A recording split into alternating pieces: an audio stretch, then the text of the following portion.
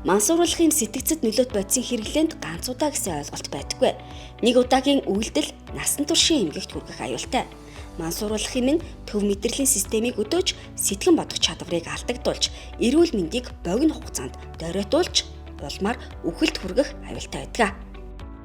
За мансууруулах юм сэтгцэд нөлөөт бодисыг хэрэглэснээр хүний тарих оюун ухаанд төв мэдрэлийн системд хүчтэй дарангуул үүсгэж энэ төрлийн бодисын хамаарал болгочих. Тэгэхээр энэ төрлийн бодисын хамаарал болгочхоор тухайн нэг хэрэглэсэн этгээд маань энийг дахин хэрэглэхийг шаарддаг. Тэгэхээр энэ зүйлийг битгий нэг удаа гэдэг зөв байдлаар оролдож үзээч, сонирхооч гэж бас хэлмээр байна. За тэгээ хүмүүсийг юу н хараад байхаар нь голдуу бол нөгөө саваагүй зангаас бол илүү. За яадгийн нэг татаж үзье, нэг удаа яавал гэжтэй гэд. Тэгээд иймэрхүү маягаар яг хүн 1 2 3 4 5 хэрэглээд дахиад нөгөө бодисын төрлөөс хамаарад зарим нь шууд хамаарал үүсэл явцдаг. Үнэхээр хамааралт орсон тэр бодис хэрэглэх хүслийг дийлж чаддаггүй. Байнга тэрийг хэрэгэлдэг. Хэрэглэхийн төлөө гэр бүл, ажил, сургууль бүх юун дээр асуудал гаргасан өчнөө олон хүнээс мөнгө зээлсэн эсвэл өөрөө гэмт хэрэгтэн шахуу болоод бодисоо аваад борлуулдаг, бусдад зардаг тийм болсон. Зарим бодисууд бол шууд уурах тархинд байгаа мэдрэлийн эсүүдийг устгалд оруулдаг. Тодорхой хэмжээний тэнэгрэлд ороод сэтгэн бодох чадвар муудаад өөрийнхөө сэтгэл хөдлөлийг барьж чадахгүй болоод уур уцаартай болоод ийм болно. Та өөрөө сэтгэн бодох чадвараар нь өөрийнхөө зан үйлийг зохицуулаад тэр бодисыг бол хизээч хэмжээндээ тааруулж хэрэглэж чадахгүй. Тэр заавал хамааралт бол хүргэн шүү гэдгийг хэлмээр л юм. Сэтгцэд нөлөөт бодис донцсон хүн хоолны дуршилгүй болох, арьсны шаарлах, эдээд өрөвсөл гарах, нойргуудах зэрэг шинж тэмдгүүд илэрдэг. Ирээдүйд учирч болох эрсдлээс сэргийлэхийн тулд хууль хяналтын байгууллагууд харт амигтай тэмцэх, урьдчилан сэргийлэх чиглэлд онцгой анхаарал хандуулан ажиллаж байна.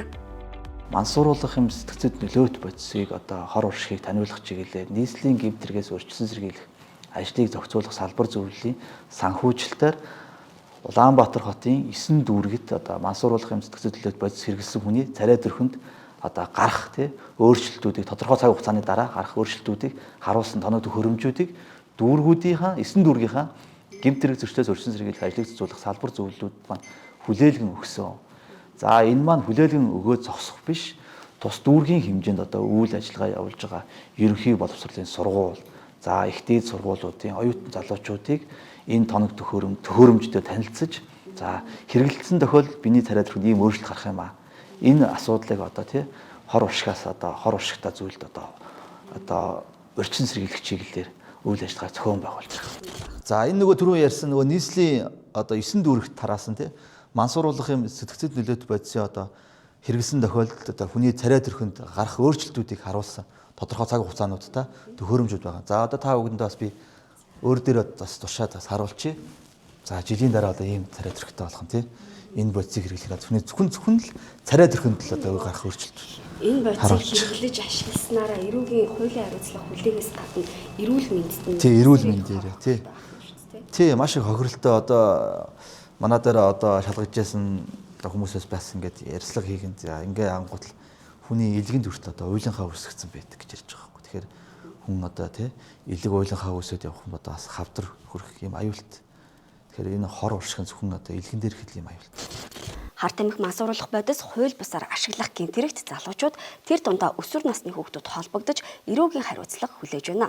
Сонирхож хэрэглэсэн нэг удаагийн үйлдэл донтуулж эрүүл мэнд амнасаа жалдах эрсдлийг бий болгож байна. Тиймээс энэ төрлийн гэмтэрэгээс урьдчилан сэргийлэх, хорт зуршлаас ангид байх талаар хүн бүр мэдлэг мэдээлэлтэй байх нь чухал юм а.